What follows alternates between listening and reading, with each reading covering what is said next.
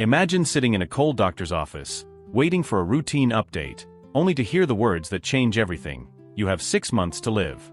Not years, not decades, 6 months. Most people would crumble, right? They'd make a bucket list or start a GoFundMe. But Richard? Richard isn't most people. He's a literature professor who has spent his life analyzing stories, and now that his own is coming to a sudden end, he decides to stop following the script entirely. If you think you know how a dying man is supposed to act, think again, because Richard is about to turn his remaining days into a masterclass in absolute, unfiltered chaos. Our story starts with Richard getting the news that without treatment, his time is up. He goes back to work in a daze, trying to process the sheer weight of his mortality. But the universe clearly has a sense of humor, because when he tries to have a serious heart-to-heart with his family over dinner, things go sideways fast. Before he can even get the words "I'm dying" out, his daughter Olivia drops a bombshell of her own. She's into girls. While Richard is actually pretty chill and supportive about it, his wife Veronica is dismissive, which leads to a massive blowout. Olivia storms off, and then comes the real kicker. Veronica casually admits she's been sleeping with Richard's boss Henry. Talk about a bad day at the office followed by a worse day at home. Richard looks at his wife, the woman he's supposed to spend his final months with, and she tells him she's cheating just to get a promotion. Instead of crying, Richard just cracks a joke about eggs. Why? Because when you're already dead inside, what's a little betrayal? The next day, Richard walks into his classroom a changed man. He's done with the fluff. He tells his students that if they aren't there to actually learn, they can leave right now with a passing grade. Most of the class bails, leaving only a handful of students who are confused but curious. He starts calling out the ones who stayed, including a feminist student whose worldview he challenges immediately. But then he makes an offer they can't refuse. If anyone knows where to get some green grass, and I don't mean for his lawn, he'll be in his office.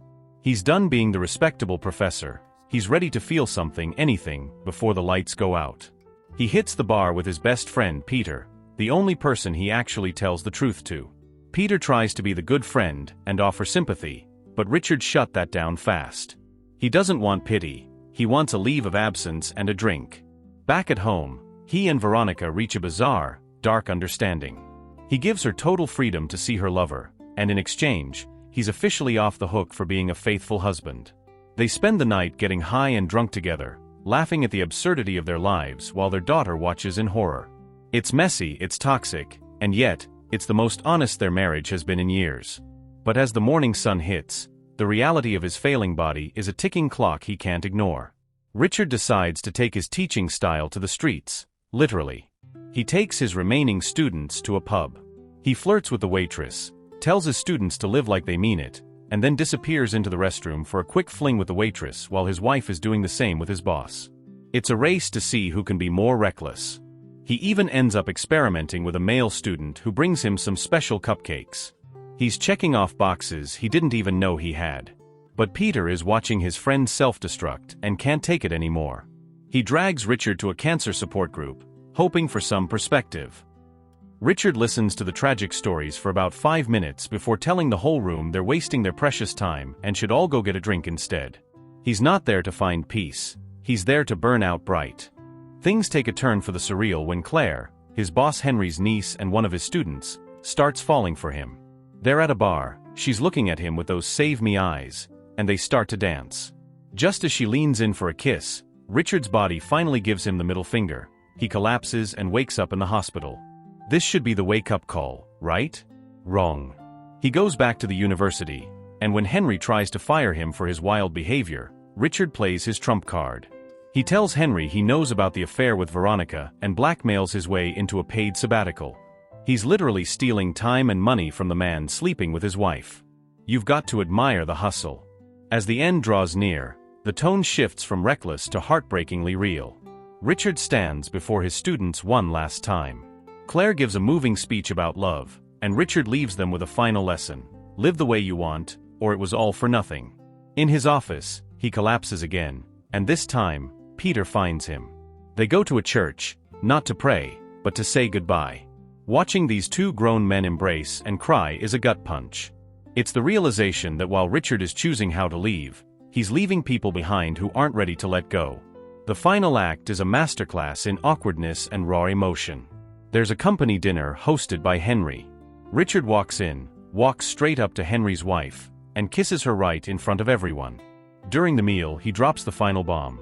He tells the whole table he's dying, hints at the affair, and then, in a move that leaves everyone stunned, tells Veronica he still loves her. He says his goodbyes, leaving his wife in tears, and heads home to find Olivia heartbroken because her girlfriend cheated on her. In his final moments as a father, he doesn't give her a lecture. He pours her a drink, tells her the truth about his health, and gives her the best advice a dying man can. Walk straight, don't deviate from your path, and I am so proud of you. The movie ends with Richard sitting in his car at a crossroads. He looks into the void, then turns the wheel and drives straight off the road into the unknown, choosing his own path until the very last second. It's a story that asks us, if you knew the end was coming, would you spend it being good, or would you finally start being yourself? Richard chose the latter, and honestly, it's hard not to cheer for him. So here's a question for you. If you found out you had 6 months left, would you follow the rules and try to make things right, or would you throw the rulebook out the window like Richard did? Let me know in the comments, and don't forget to like and subscribe for more deep dives into stories that make you question everything. Until next time. Thanks for watching.